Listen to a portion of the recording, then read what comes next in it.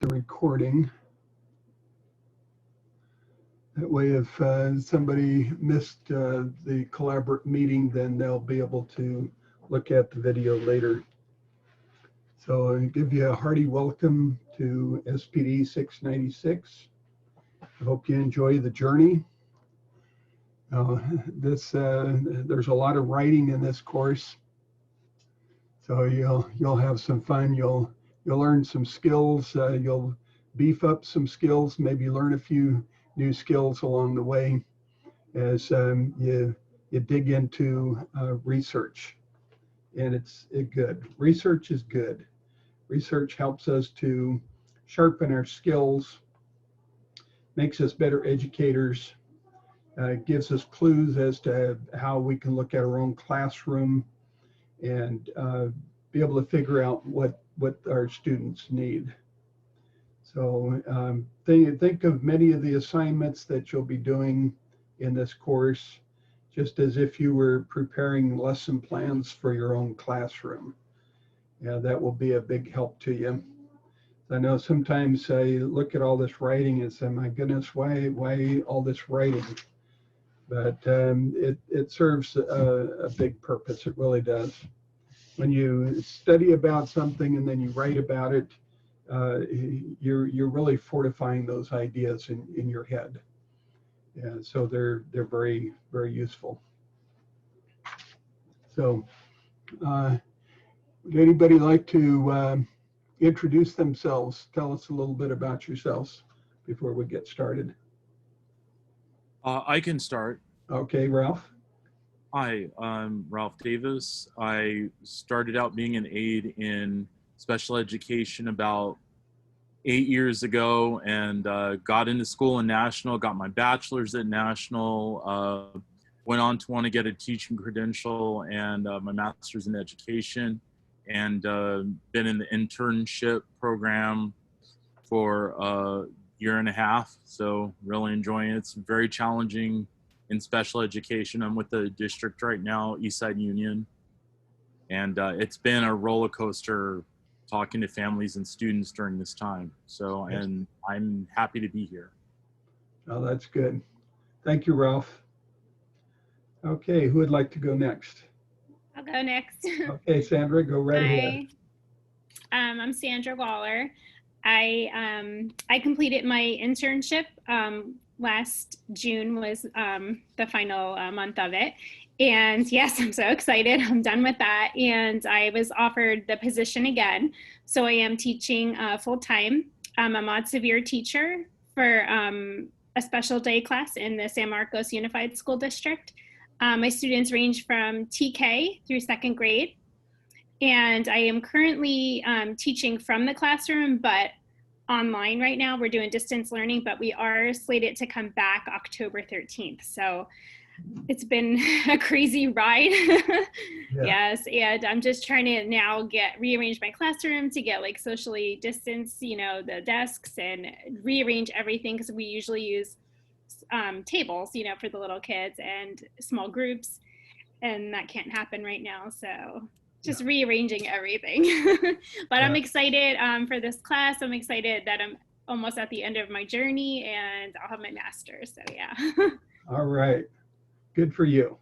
Good for you. Okay, who would like to go next? I'll go. Okay, Lynn, go right ahead. Hi, my name is Lynn McAleese. I've been an intern teacher for 2 years, so I'm done with the internship. This is my last class, like a lot of you, and I'm starting my induction process. I teach mod severe at a special day classes for the Orange County Department of Education. So we get the kids that the district have a harder time servicing. And so all my kids are age 16 to 22 when they graduate. Okay, very nice. Okay, you got a lot on your plate. Yeah. Very good. Okay, who'd like to go next?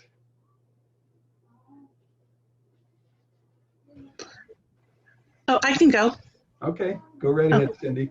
Thank you. Hi. Well, my name is Cindy Weidman. I live here in Sacramento.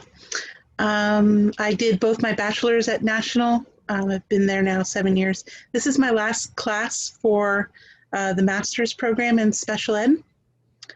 I work full-time as a special education specialist over at Options for Youth. I teach students from the age of 14 to 22, all high school, young adults. We have mild to mod, mostly SLD, mostly. So we're a public charter school. We're attached to the local school district, but and like with, I believe Sandra, no, not Sandra, the other gal, we tend to get students who are not being successful in the main school district. They come to us for, say, credit recovery, things like that. And then we have also on the flip side where we have some students who are doing much more than they could do in a traditional school and they're looking to graduate early. So we run the gamut of student success. Okay, very nice. But that's it. Thank you for sharing.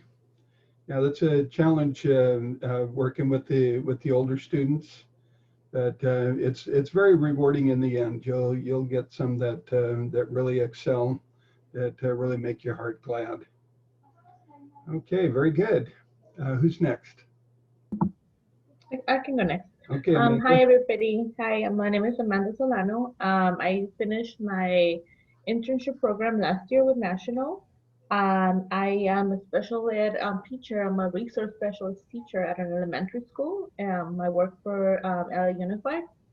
I am currently working with kinder through 4th grade. And this is my last class for my master's, so I'm really excited about that. Okay, very nice. Thank you for sharing. Okay, who's next? I'll go. My name is Manzanita Ayers. I've been with Fresno Unified this is my 4th year. I teach mild moderate SDC grades 1, 2, and 3.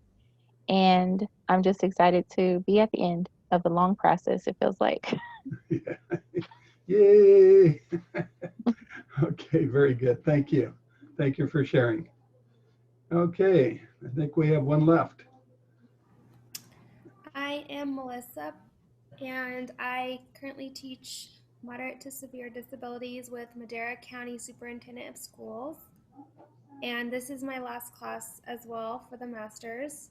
I spent 2 years teaching at an ed center for the profound, and this is my 2nd year teaching at an integrated site, so I've kind of got to see kind of a range within mod to severe. So yes, I'm glad to be here, and I'm glad this is my last class too. So. All right. All right, very good. Thank you all for sharing. A little bit about myself. I've been teaching since about toward the end of the 1960s. Started off teaching migrant workers. Many of them needed to learn Spanish, learned how to read and write in Spanish. They could speak it, but they didn't have the writing skills. So I worked with an outreach program. And then later on, I got involved with teaching adult education, teaching English as a second language. So that was a lot of fun. I got into special ed because a couple of my children were born with challenges. And so I had a special interest in special education. And as my children grew up, some of their children have issues. And now some of those issues are showing up in the 3rd generation. So it's an ongoing process. And when you see a child grow up and still have challenges, and then their children have challenges, I've got a grandson who's close to 30 years old, who has Asperger's, very severe case of it. He has mood swings that are just really, really radical. So it's very hard. It's hard for him to get along with other people, let alone to, to be happy with himself. So the work that we do with the kids now in trying to help them not only to learn the basics that they need to be able to survive in the world, but also to be able to cope in the world as humans. So many people look at people with challenges, with disabilities. They look down at them, and they shouldn't do that. And so it's a lifelong challenge for our students.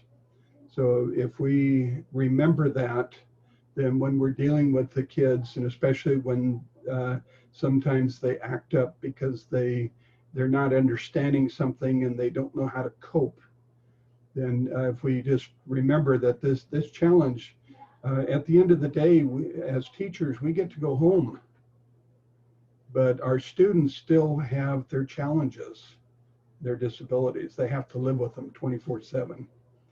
So it's good to remember those things. And of course, later I taught in school systems, and I've taught in Mexico, and I've taught in the Philippines. So I've got a fairly rounded out realm of education. I currently am here in Florida, so that's why there's a difference in the time zones. So I won't try to call you at 8 o'clock in the morning, my time, because you're probably still snoozing. It's a 3-hour difference. So if you try to call me at midnight, I'm probably snoozing, because it'll be 3 o'clock here. But yeah, this is a really good course. I've been teaching here at National since 2001. So I've been here for a while, and been teaching in regular schools for many years. So I'm what's called a lifelong learner. So I make it a point to learn something new every day, no matter what. And I encourage all of my students, and have done so over the years, to be the same. So just because this is your last class with National University doesn't mean that you're going to stop learning. So you take every chance that you can to learn something new, and learn things that will help you in your art as a teacher, because it is an art. We can look at it as a job. If we do, we're probably not going to be happy with it. But if we look at it as an art, well, we know that artists, for the most part, enjoy their work. They're able to help other people, and especially the jobs that we have, or the work, the career that we have as teachers is very, very rewarding. So I hope that you always enjoy the journey, and that you take every opportunity to learn as much as you can, and then to share that with your students in whatever way that you can. And not all the students are going to accept the things the same way. They're all different. We're all different. So hopefully we can keep that in mind. So this course that we're doing right now, the SPD696, it's a research project. It actually started with SPD695. So you have a total of 16 weeks of this course. So this is the second part. This is where we refine what we've been doing in SPD 695, and we bring it to a conclusion. So in your previous coursework, you did some research. You chose a theme that you would like to develop, that you would like to research, and then you worked with that for a period of time, and we'll continue on with that. You know, if you find that you don't really like the theme that you started off with, then you can change. You can change the direction that you want to go. So that's up to you. Just let me know which direction that you would like to go. One of the nice things about research is that you start researching one thing, but then your interest is grabbed with something else, and you start looking at that and you say, I really like this one. I like this idea a lot. And then you research some more, and then you find something else and say, wow, you know, this is really, really focusing in the direction that I want to go.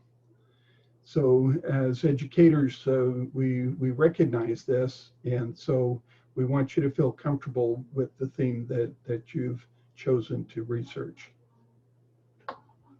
Okay, so there are, in the coursework, all but 2 of you have looked at the course. I'm sure the other 2 will look at the course in the next day or so. But hopefully you've looked around in there and noticed that the way the course is set up is a little bit different than what you've seen in the past.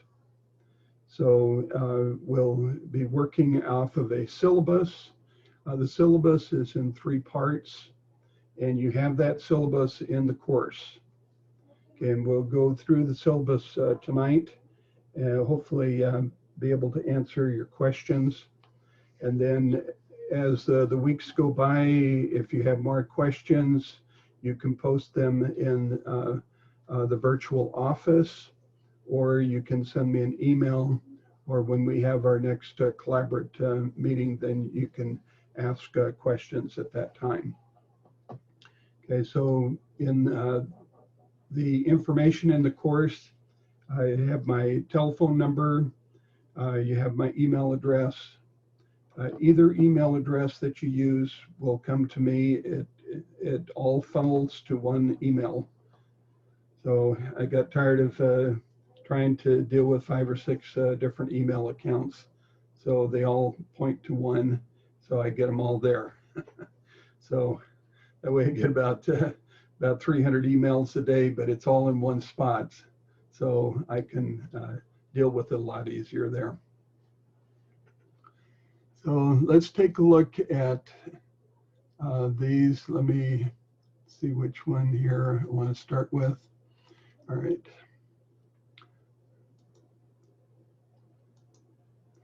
Let me go ahead and share my screen. If you have your course open, you can take a look at these as well. Let's see, I hope this is the right one. All right, can you see my screen? Okay, good. All right, so the capstone project, all this information is posted online. This is the second one. Let me see if I can get the other one. No, that's not it. Here we go. All right. So you should see one there where it has the National University logo on it. Is that what you're seeing right now? Okay, good. All right, so there's information in here, my contact information there. I prefer email whenever possible, mainly because of the difference in the time zones. And I do get quite busy. I do teach a number of classes, so the easiest way is through email. Okay, so in the syllabus, you have the normal things that you would normally see in the syllabus. Your course expectations, the requirements, all of the good little details here. And some of the grading. This is the rubric right here for the threaded discussions. So you'll be able to see that. And other things that you'll need to accomplish. For example, one of you have already done one of the assignments and turned it in. So that's great. I appreciate that, jumping right into the course right away. So your city training and SPD 695 literature review. All of you went through the city training. That was for the IRB training. So I'll need to see a copy of that certificate. So you'll need to upload that. And then of course your literature review for SPD 695. Now, at some point you're going to need to send me the actual articles that you used for the 695. And I would appreciate it if you would upload them one at a time into the box and then send it all at once in the box. Okay, please do not put them together in one long document. Okay, that doesn't work. So please put all of them in the box together and then upload them. So you're going to have a total of 12 different articles. You can have more if you want, but the minimum is 12. Okay, the ones that you used in 695, you can continue to use those, but you will have 4 new articles that you'll need to come up with. Now, for those new articles, they have to be written. The author has to have written them within the last 10 years. So if they have a copyright later than 10 years, then they're not acceptable. Okay, the research that those authors performed, well, those articles that they have gathered together, some of them are going to be more than 10 years old. That's okay. But it's just that the 4 articles that you need to turn in for this course, then of course they need to be within 10 years. They will not you cannot use dissertations. You can't use other papers that are reviews of articles, not the 4 new ones. Okay. So what you're doing with your 12 articles is you're making a review. Okay, so once those have been put together, then those articles have served their purpose for your research. So it's not a good idea to use the reviews of research, because now you're getting far away from your primary sources. And we would like you to use primary sources for this course. Okay. You'll have 4 discussion threads. Instructions for each of those threads are included in the course. Then your chapter 1, you're going to have a total there. It shows 38 points. So it's broken down. You have your introduction. You'll have a title page. You'll have abstract, your keywords. Now, who can tell me what the keywords for an article would be?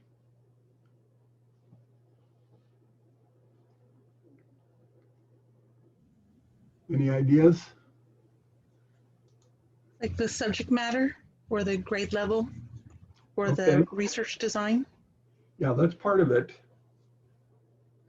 Okay, basically what the keywords are words that are going to be found inside your writing. Within the article itself, correct? Pardon me, Ralph, I didn't hear you. Kind of like how we're supposed to set up our abstracts and whatnot, that it's contained within what we're writing or contained in the article we're reviewing, correct? Yes. Remember, the keywords don't apply only to the abstract. They apply to the whole paper. Oh, okay. Okay.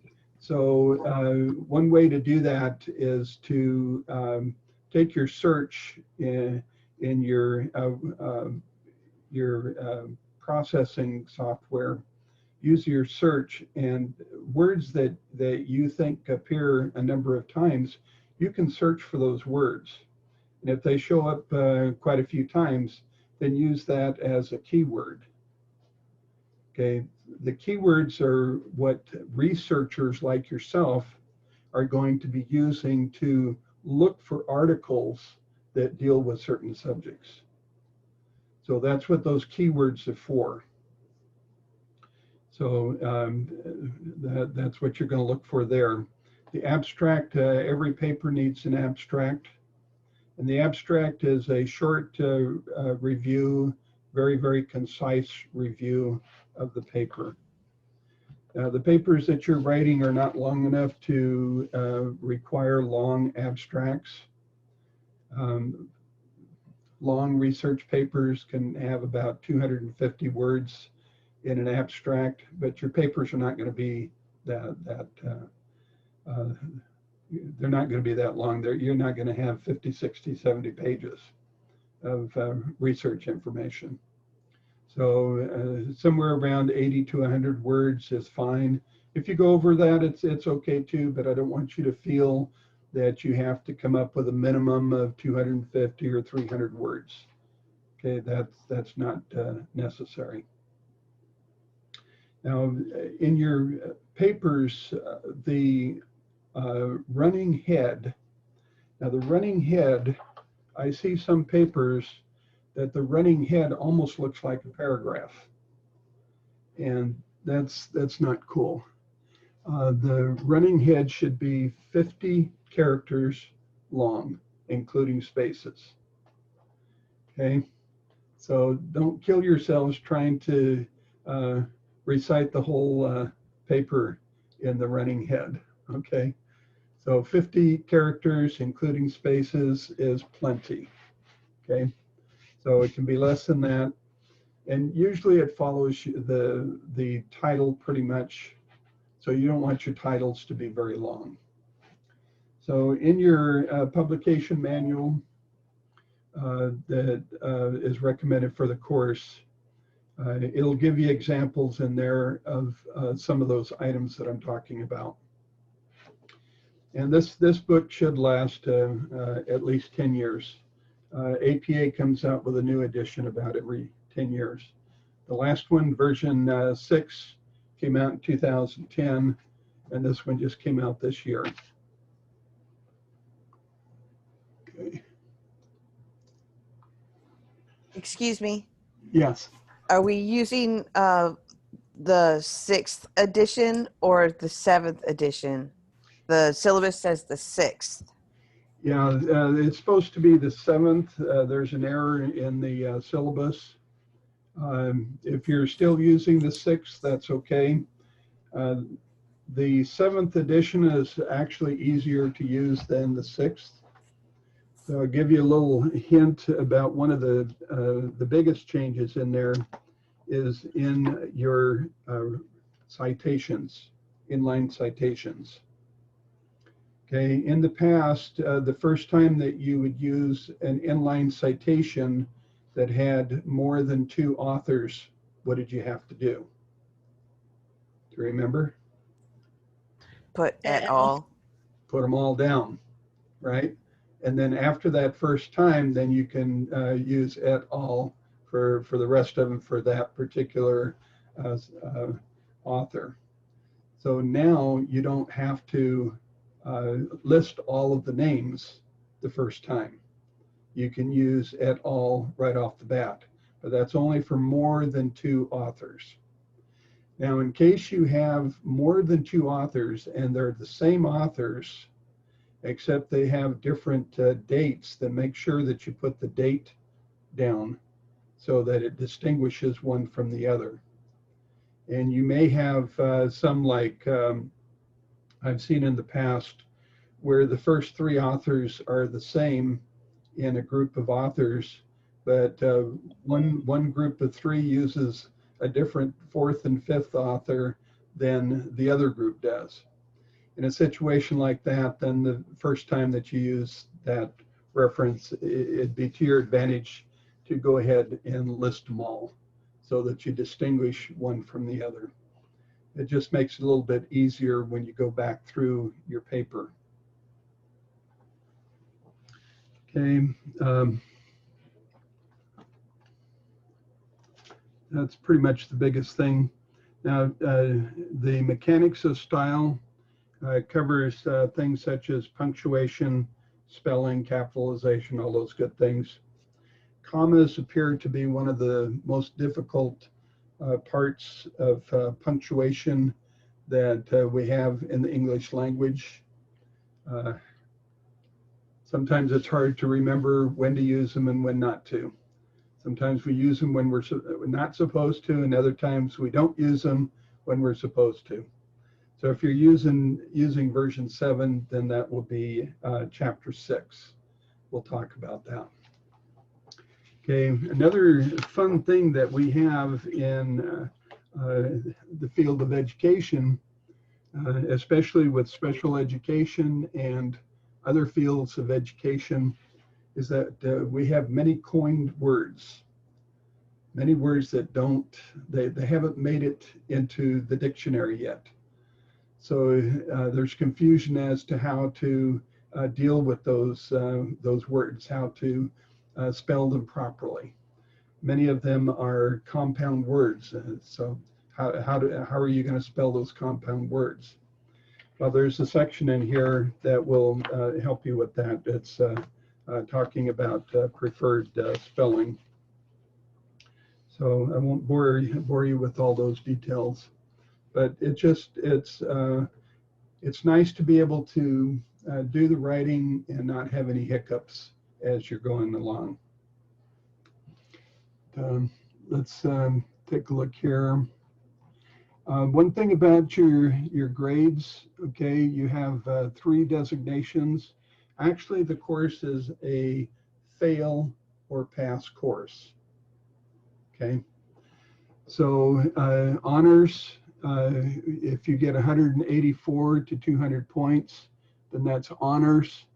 But the interesting thing is that it does not affect your GPA. Okay, satisfactory, that's 183 to 104, I'm backwards, 140 to 183. That's satisfactory, still doesn't affect your GPA. Unsatisfactory, they didn't put anything down, but I would imagine that it would hurt your overall score. You'd have to take the course again in order to complete the degree program. But again, it's just pass or fail. So while you want to do the best you can on your papers, if they don't come out absolutely perfect, then don't worry about it. Research is an interesting thing. It can go in a lot of different directions, but as long as you're able to work with the program, do the best you can, keep your errors down to a minimum, it should work out okay. 10% of your grade is based on grammar, APA, and spelling. So that's just a heads up on that. Any questions on that part so far? I just have a quick question. With the APA, you were talking about the running heads, but the new APA, it does not use running heads. Is that correct? I don't think that's true. Let me see if I can find some sample papers in here. In my last course in 695, our professor didn't allow us to use running heads. He used the 7th edition and said it didn't include it. I had the same question, so thanks, Melissa, for asking. Okay, what I will do is I will look into that. I will look at the sample papers. I'd looked through this extensively and didn't see that, but it's possible that I missed it. All right, thank you. Oh, that's a good question. Thank you for bringing it up. Okay, so I will get back to you on that and not waste your time right now. Okay, late work, all assignments are due on midnight, by midnight, California time. That's on Saturdays. If you need an extra day, don't sweat it. I normally don't count anything late until it's after midnight on Sunday. Okay, because I recognize that you have a busy schedule. Okay, and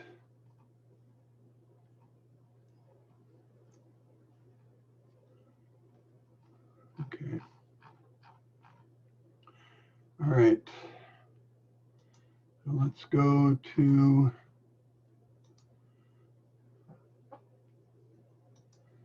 to this one here, your capstone project. Okay, now this is all in your week number 1 module there. All of this is there, so you'll be able to see it. So you're going to be building your capstone project.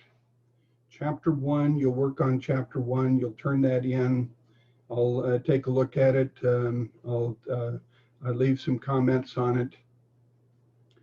Any errors, you need to fix those errors before moving on to the next assignment. Do not resubmit that paper at that time, but submit it with like chapter 2. Okay, so the first one will be chapter 1 by itself. The next paper will be chapters 1 and 2 together. Okay, and then any corrections that need to be made, then you'll put those together to turn in with chapter number 3. So this way you're always pulling these things in together. So this means that each week or each 2 weeks when you're turning in a paper, your references are going to change. The reference page is going to change. So please keep that up to date with each iteration that you send in. And then of course, the final one for the last week, and that should be everything combined. So if you're finding that you have difficulties with the class and you just can't get it done, we can work with an IP in progress, give you some additional time. This course back years ago when I used to teach the older version of it, it was a major research project. It would take just about a year to complete. So you be thankful that we're not doing that nowadays. Things have speeded up quite a bit. But if you need extra time to finish, you know, to really do a good job, then we'll give you that time. You do need to have the first 3 assignments done first, though, to show that you are earnestly trying to get the coursework done. So as long as you do that, then we won't have any problems with that. All right, so being successful in the course, of course, you have to turn in all of your assignments. So you may look at a couple of assignments and say, well, goodness, this is only 2 points, or this is 3 points or 5 points. It's not going to hurt my end score if I don't do them. But yes, it will, because if you don't turn in the assignment, I cannot give you a grade for the course.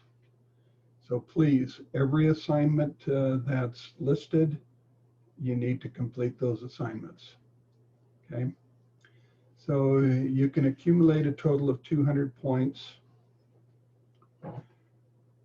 So the first submission is the one that's going to be graded. So that's the one that you're going to need to take the time to really take a close look at.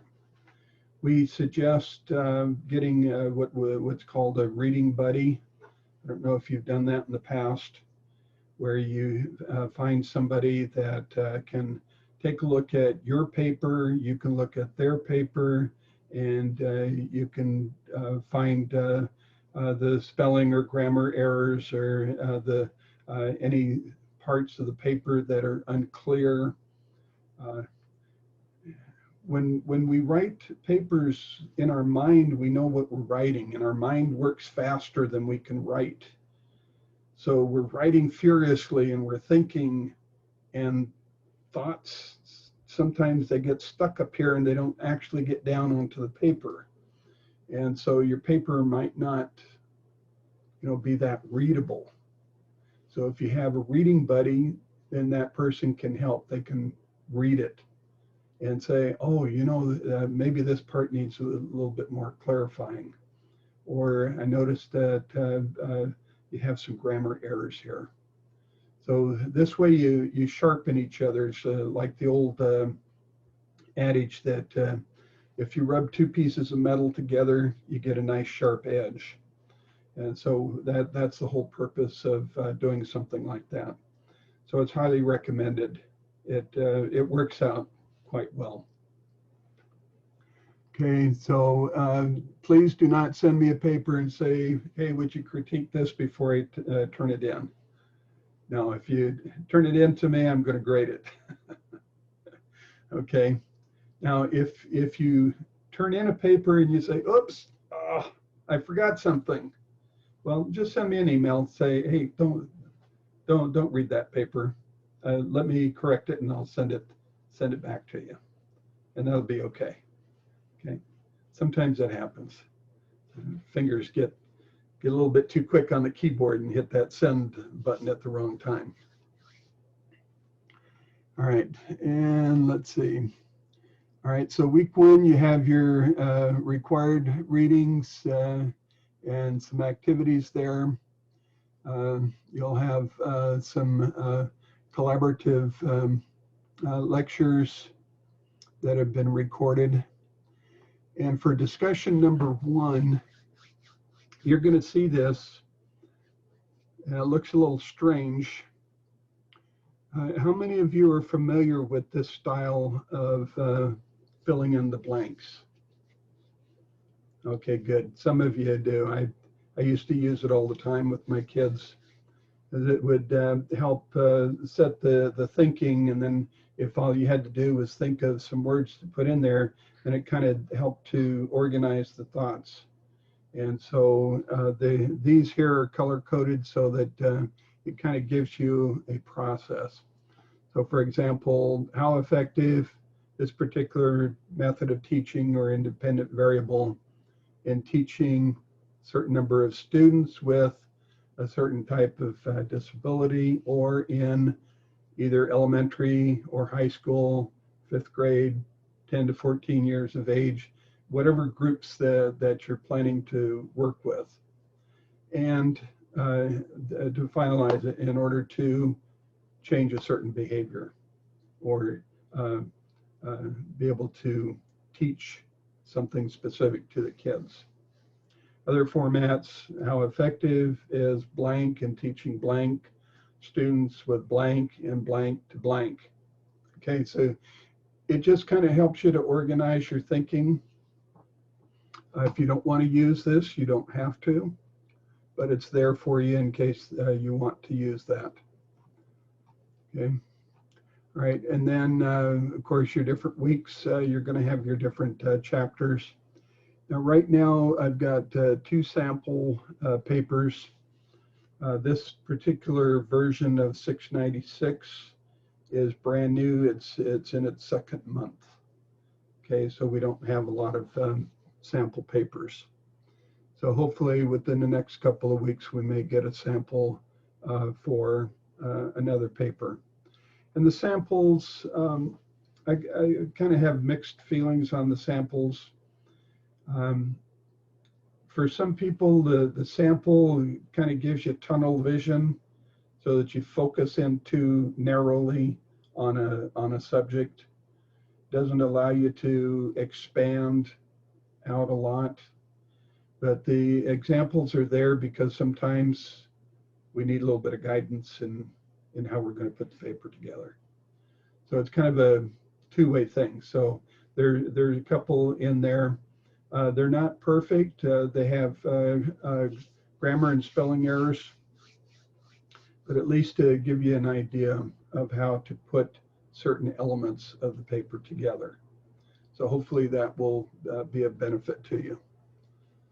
Okay, then you have your sessions. We're going to try to have a collaborative session every 2 weeks so that any questions that you have, we can help you to find the answers.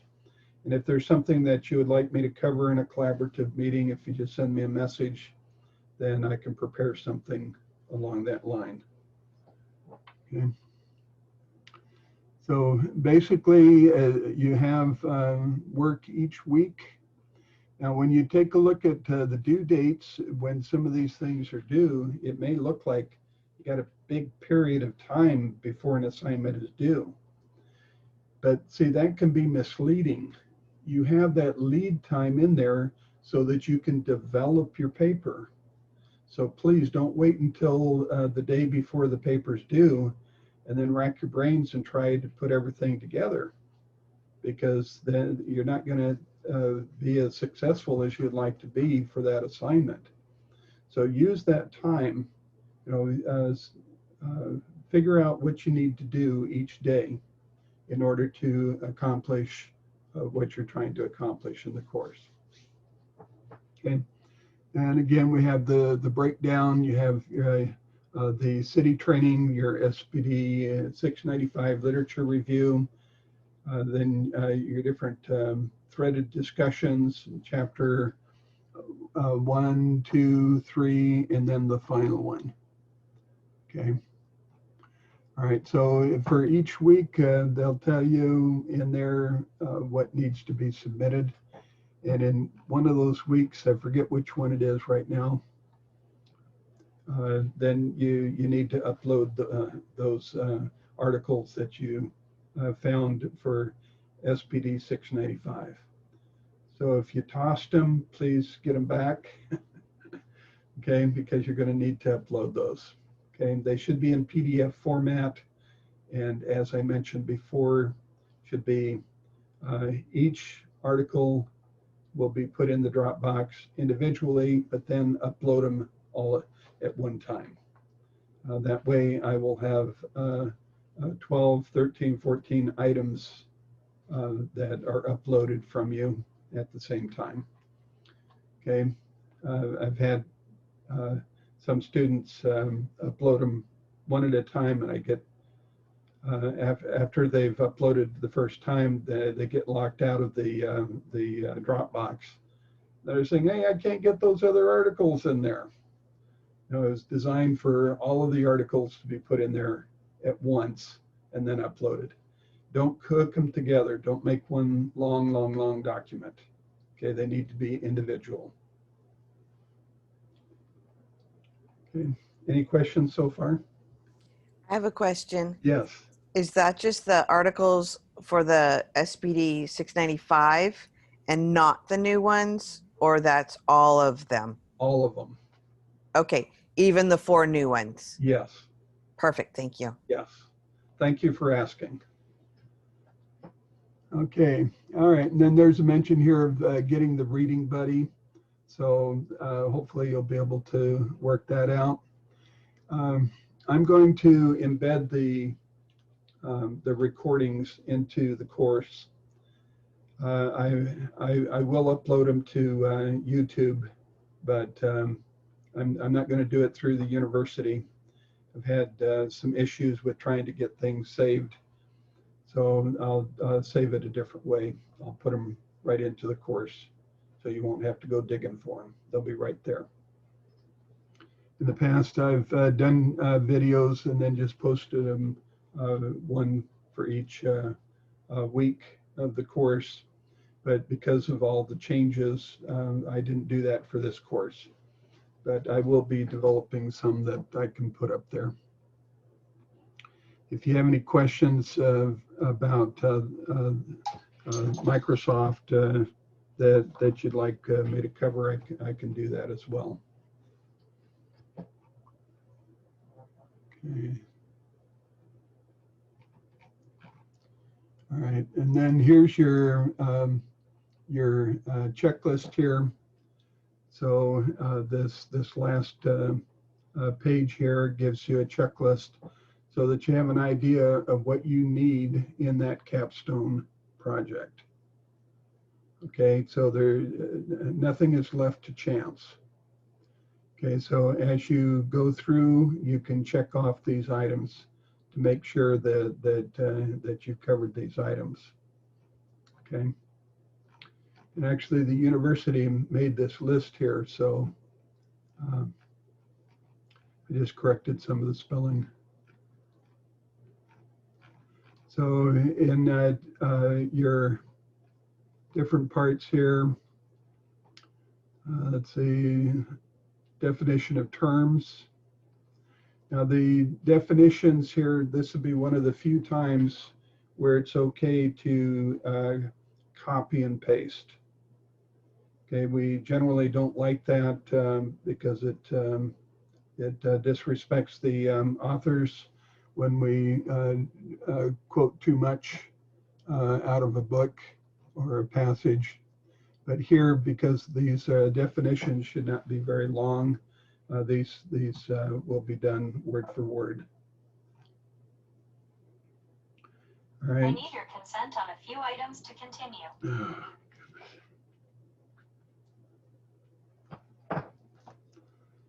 My phone was listening to me and it started talking to me. Smartphones. Okay, so when you do these definitions, you need to put your citations and references. So please don't forget those.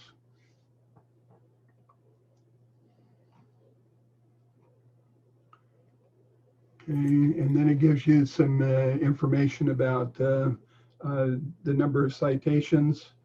Sometimes I see papers that only have 12 references. And I find that difficult to understand because in doing research, you're going to be looking at a lot of sources and you're going to be pulling in information from different sources. So you're not limited to only 12 articles. Okay, if you want a really robust research, you're going to be pulling in information from different sources. So don't be afraid to do that. All right, so in the paper, it says here on page 5, not allowed in the chapter are dissertations, theses, chapters, blogs, magazine articles.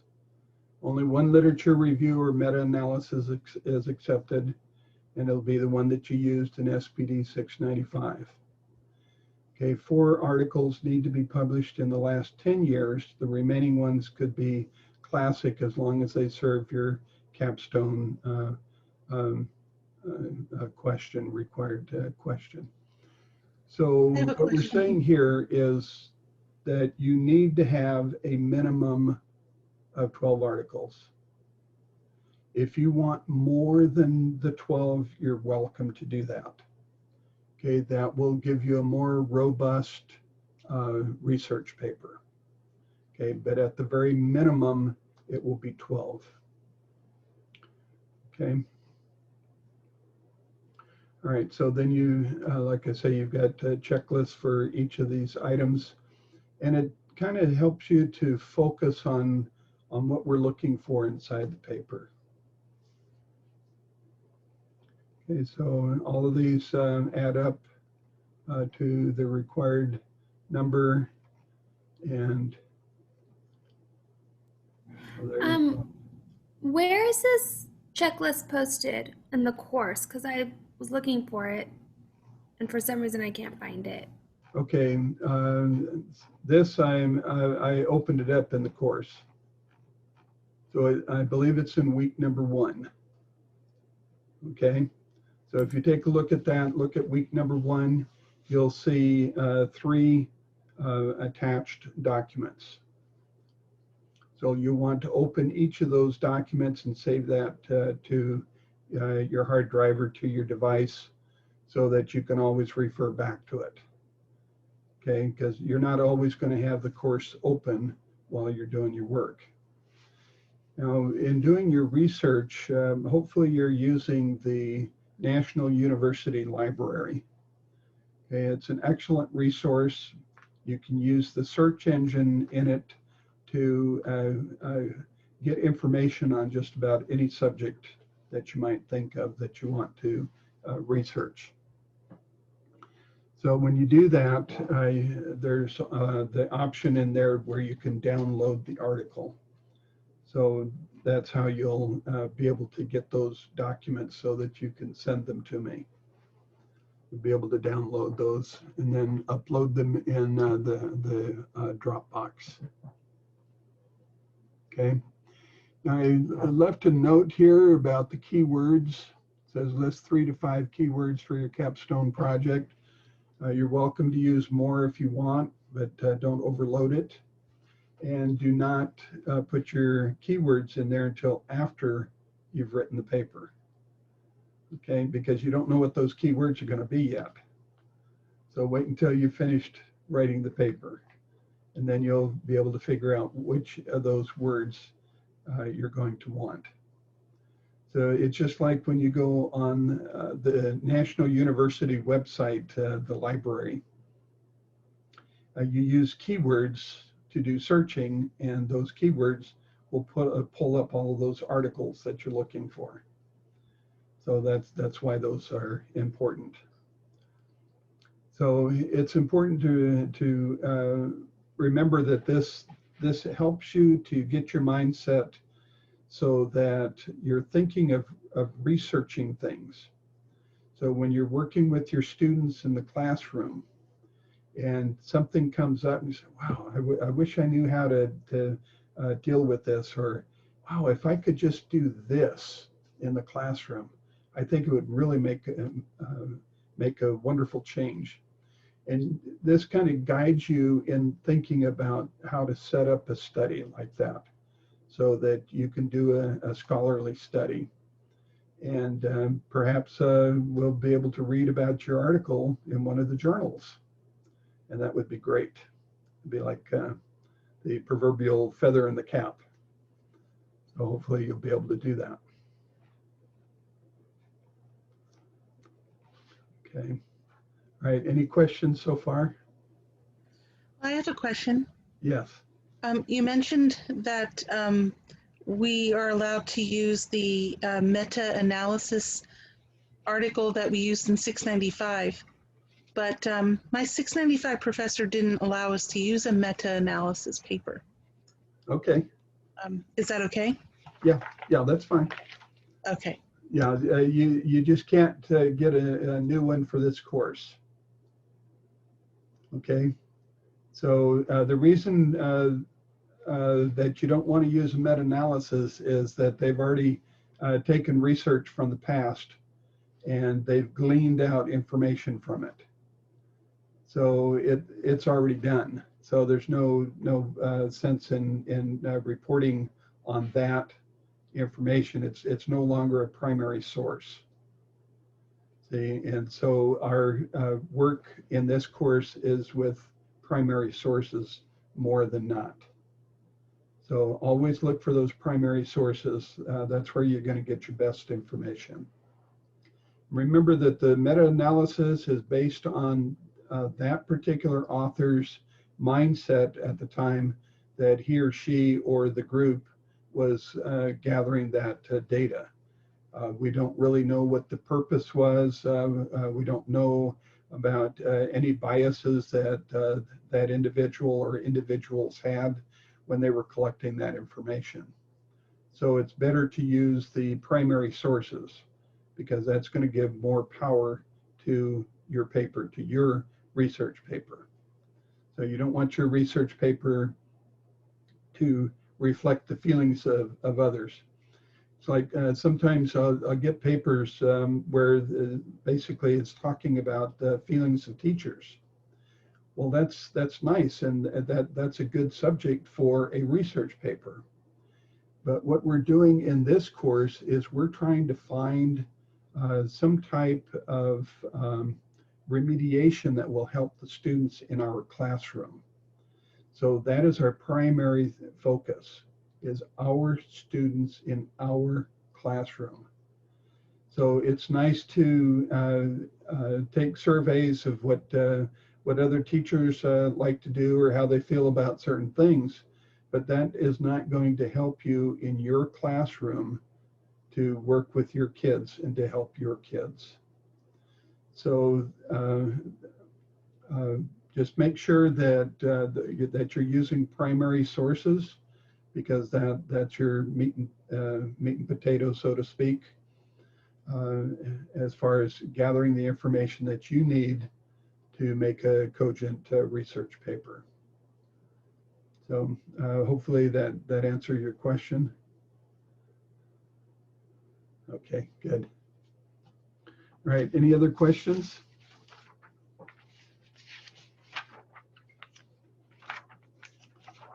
All right. All right, I just found here the sample papers in edition 7, and it does have running head in it. Okay, so we'll go ahead with that. And I will actually get you the actual reference for that. I didn't think that had changed. There are other styles out there. APA is not the only style, but APA is used for research papers, especially in the field of psychology. And when we are teaching, we are using psychology. So we are in the field of psychology, and that's why we use APA style.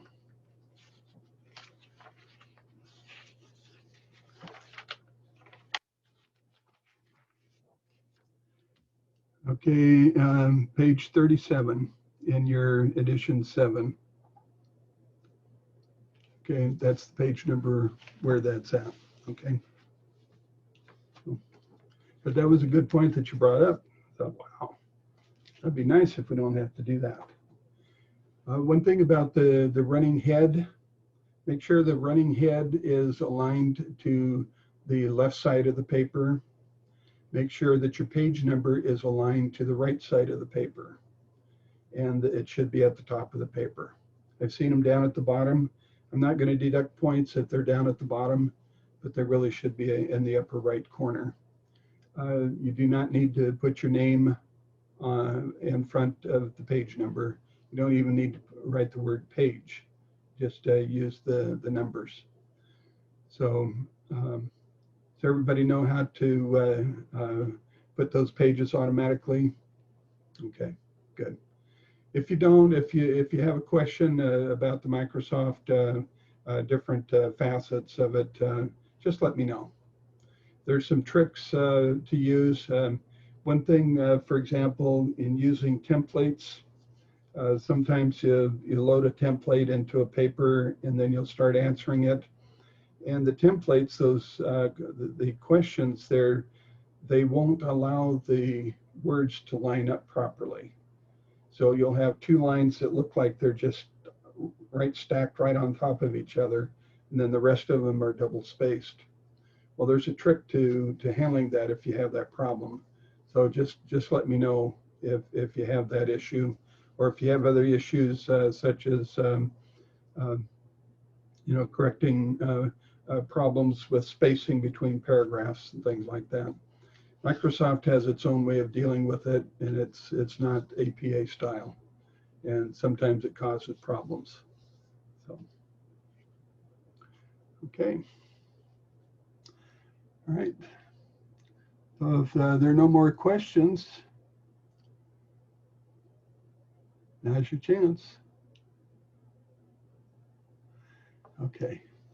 So if you have questions, shoot me an email. Post the questions in the virtual office. If it's a personal nature, you don't want others to read, then just go ahead and send me an email and I will answer you back. I'm pretty good about emails. I look at my emails 2 or 3 times a day, just because I get so many emails every day. I have to. Otherwise, I end up with 300 emails all at once, and that's hard to deal with. So I'll do them 50 at a time, 5 or 6 times a day. Okay. It's been a pleasure speaking with you this evening.